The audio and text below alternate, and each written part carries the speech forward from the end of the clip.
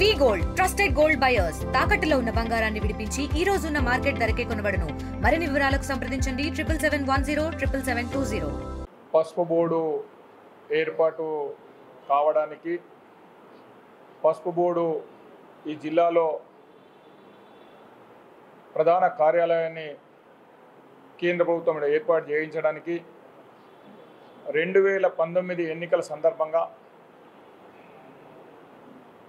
ఆ రోజు పోటీ చేసినటువంటి ఇప్పుడున్నటువంటి గౌరవ పార్లమెంట్ సభ్యులు అరవింద్ ధర్మపురి గారు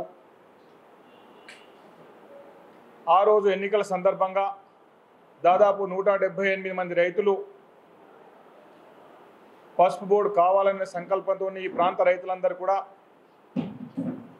నిజామాబాద్ జిల్లాతో పాటు నిర్మల్ జగిత్యాల జిల్లాలకు సంబంధించిన రైతులందరూ కూడా పసుపు బోర్డు కోసం నామినేషన్లు వేసి పసుపు బోర్డు సాధించాలని తపనతోని వాళ్ళు పడ్డటువంటి ఏదైతే శ్రమ ఉందో దాన్ని గుర్తించి అప్పుడు ఎన్నికల్లో నిలబడ్డటువంటి మా గౌరవ పార్లమెంట్ సభ్యులు అరవింద్ ధర్మపురి గారు రైతులు అనేక సంవత్సరాలు కష్టపడుతున్నారు. ఒక ముఖ్యమంత్రి కూతురు ముఖ్యమంత్రి సాధించలేకపోయిండు, కానీ మనం సాధించాలన్నటువంటి సంకల్పంతో ఎట్టి పరిస్థితుల్లో కూడా మన హాయంలో పసుపు బోర్డు తీసుకురావాలా, ప్రజలు మనల్ని గెలిపిస్తే మీరు గెలిపిస్తే తప్పకుండా నేను పసుపు బోర్డు తీసుకొస్తా అని చెప్పేసి ఆయన బాండ్ పేపర్ రాసిస్తా అని చెప్పి అన్న రోజు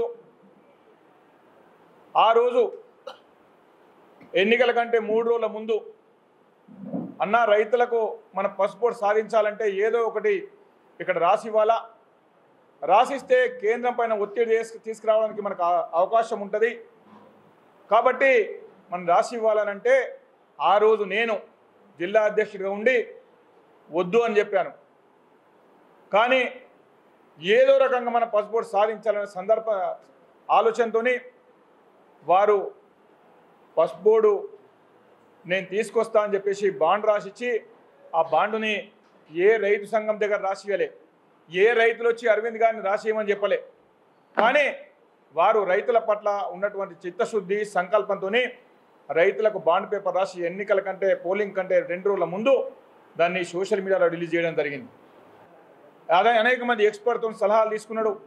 ఆయన లిటరేట్ కానీ ఆయన ఫైల్స్ కానీ అన్నిటి మీద పసుపు కొమ్ములు కొట్టించుకొని పసుపుకు ఒక బ్రాండ్ అంబాసిడర్గా మారిండు. గతంలో ఎప్పుడు కూడా పసుపు గురించి ఇంత చర్చ జరగలే.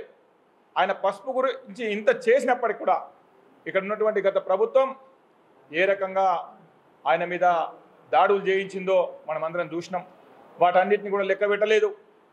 నా రైతుల కోసం నేను ఎట్టి పరిస్థితుల్లో పసుపు బోర్డు సాధించాలనే సంకల్పంతో పనిచేసిన తర్వాత ప్రధానమంత్రి గారు ఆశీర్వదించి అరవింద్ గారు మీరు పడ్డ కష్టాన్ని గుర్తించి నేను పసుపు బోర్డు ఇస్తా అని చెప్పి మన తెలంగాణకు వచ్చి 4వ తేదీ 2023 ఆ రోజు మహబూబ్ నగర్లో పసుపు బోర్డు ఇస్తున్నాము, పసుపు బోర్డు అనౌన్స్ చేసి ఆ రోజు ప్రధానమంత్రి ఈ ప్రాంత రైతుల ఈ దేశ రైతుల చిరకాల వాంఛ నెరవేర్చడం జరిగింది. ఆ తర్వాత మళ్ళీ ఎన్నికల కంటే ముందు ఆ మీటింగ్ జరిగినటువంటి 15-20 రోజుల తర్వాత నిజామాబాద్కి వచ్చి నిజామాబాద్ రైతుల సాక్షిగా నేను పసుపు బోర్డు ఇచ్చాను, మళ్ళీ ఎన్నికల తర్వాత పసుపు బోర్డు కేంద్ర కార్యాలయాన్ని నిజామాబాద్లోనే ఇస్తానని చెప్పి పసుపు రైతులకు భరోసా కల్పించినటువంటి చరిత్ర నరేంద్ర మోడీ గారిది, మన గౌరవ పార్లమెంట్ సభ్యుడు అరవింద్ గారిది. దేశంలో దాదాపు 7 లక్షల ఎకరాల పైసలు పసుపు పడుతుంది. కానీ పసుపు బోర్డు ప్రధాన కార్యాలయం కోసం మహారాష్ట్ర పోటీ పడ్డది. మహారాష్ట్రలో అక్కడ గవర్నమెంట్ భారతీయ జనతా పార్టీ ప్రభుత్వం కూడా ఉన్నది. అదేవిధంగా తమిళనాడు రాష్ట్రంలో తమిళనాడు ఎన్నికల సందర్భంగా భారతీయ జనతా పార్టీ అక్కడ హామీ ఇచ్చింది మేము పసుపు బోర్డు ఏర్పాటు చేస్తామని చెప్పేసి.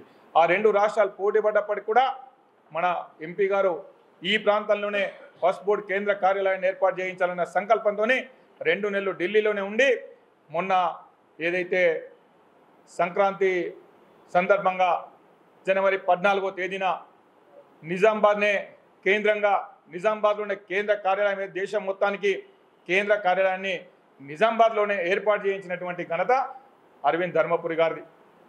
మాకు అందుబాటులో ఉన్నటువంటి ఒక 2-3 ఆఫీసుల గురించి వాళ్ళ దృష్టికి తీసుకెళ్తే నిజామాబాద్ రూరల్కి సంబంధించినటువంటి ఎమ్మెల్యే క్యాంప్ కార్యాలయం కోసం మేము అడిగితే వాళ్ళందరూ కూడా వాళ్ళు సానుభూతితోని సానుకూలంగా స్పందించి ఈ జిల్లా కలెక్టర్ గారు కానీ ఆ స్థానికంగా ఉన్నటువంటి ఎమ్మెల్యే గారు కానీ దీనికి సహకరించి దీనికి సంపూర్ణంగా సహకారం అందించి మాకు పసుబోర్డు కార్యాలయాన్ని అందించినటువంటి రాష్ట్ర రోడ్లు భవనాల శాఖ మంత్రి కోమటిరెడ్డి వెంకటరెడ్డి గారికి ప్రత్యేకమైనటువంటి ధన్యవాదాలు. అదేవిధంగా రాష్ట్ర ప్రభుత్వానికి, రాష్ట్ర ప్రభుత్వంలో ఉన్నటువంటి రైతు కమిషన్ మెంబరు అండ్ చైర్మన్ గారికి కూడా నేను కృతజ్ఞతలు తెలియజేసుకున్నా. ఇండియా పాకిస్తాన్ ఉద్రిక్తతలపై లేటెస్ట్ అప్డేట్స్ కోసం డౌన్లోడ్ చేసుకోండి RTV లైవ్ యాప్.